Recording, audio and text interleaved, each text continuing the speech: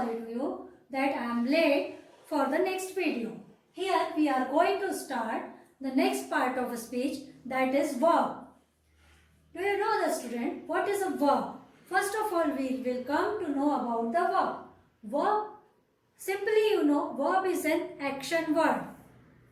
Means whatever action is being done by you, that is known as verb. For example, we can say play, sit, write, whatever work you are doing, whether in the stationary position or in the moment. This is the verb. There are two types of verb. First of all, finite verb, and second is non-finite verb. Finite verb is categorized into transitive verb, intransitive verb, auxiliary, etc. Auxiliary is further divided into two, that is helping verbs and modals. Next is non-finite verbs are divided into three categories, that is infinitive, gerund and participles. My dear students, we cannot form any of the sentence without the verb, or you cannot construct sentence without a verb. Here we will come to know about the finite verbs and non-finite verbs. So I will like to tell you that when we are using finite verb, we can use the finite verb that makes a sentence complete.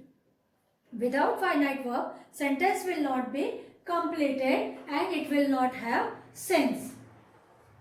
When you are writing the sentence, the finite verb is there, it will have subject definitely. Means if the sentence is in a finite verb, the subject will be obviously there. The third rule is finite verb means it is showing all the tenses form. Tenses means, as you know, present tense, past tense and future tense. You know, the present tense, past tense and future tense are categorized in 4 each type of tense. Total we have 12 tenses, but mainly 3 tense. Present tense, it has 4 kinds. Past tense, it has 4 kinds. And future tense, it has 4 kinds. In detail, I will tell you in my next videos. The next I will tell you, the finite verbs are always main verb. Means whenever you are using the sentence, the main verb will be the finite verb. Next, it will be the main verb of clauses or sentences. The next rule is, you will find that the finite verb could be changed according to noun or pronoun. Whatever is the noun or pronoun, means number of noun or pronoun, whether it is singular or plural, the finite verb will be changed accordingly. For example, I will tell you, he goes to market and they go to market. See carefully. He goes to market.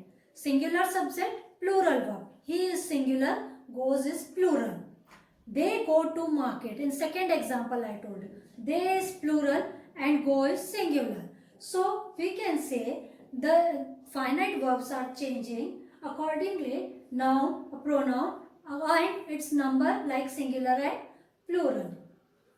The next rule is transitive, intransitive, auxiliaries are always finite verb. In short, I will tell you what is transitive, intransitive and auxiliary. Transitive are those which have complete sense in the sentence, or we can say when object is needed to complete the sense of the sentence, that is transitive. We can ask the question to find the transitive verbs. We will ask the question by what or whom. So you will find the object there by these questions and you will find whether it is transitive or intransitive. In case of the intransitive verb, we will find that it doesn't have complete sense. Means in another way, we can say it doesn't have object in the sentence. The next is, intransitive, one of the example I will tell you, like sun rises in the east. Sun rises in the east, it is not giving the answer of what or whom. So it has a finite verb, but it is not transitive. Next is auxiliary. My dear students, very simply you know, auxiliaries are is, am, are, was, were, has, have, had. These are the auxiliaries. With auxiliaries, these are also known as finite verbs.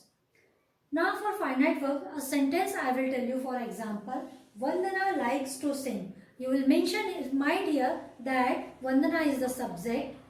Likes, this is finite verb. It is simple present tense verb V1 form. And to sing, it is non-finite verb. Here to is used, we can say it is infinitive. To sings, it comes in infinitive.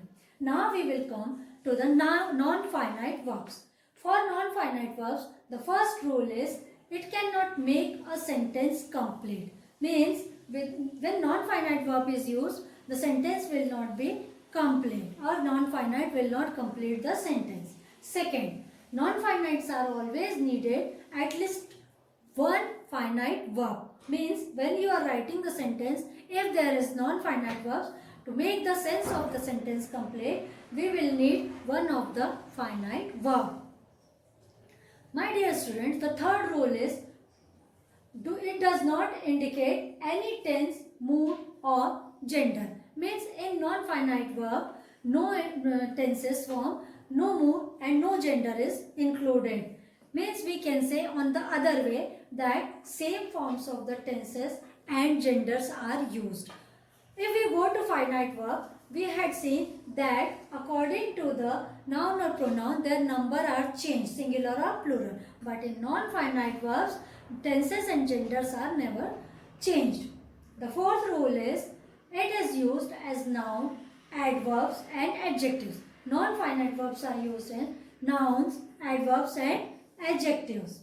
The next rule is infinitives, past participles and gerunds are the non-finite verbs. Infinitives means just before some time I had told you when the verb is used with preposition to, like to sing, to play, to write, to achieve, these are infinitives.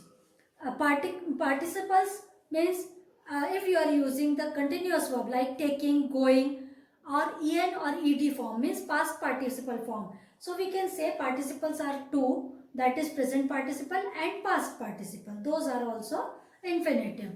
Sorry, non-finite. Then gerund. Gerund is also non-finite form. For example, here I have taken, we told him not to run. Here so fast. Here we is subject, finite verb told is used and non-finite to run. I hope you might have understood this very well.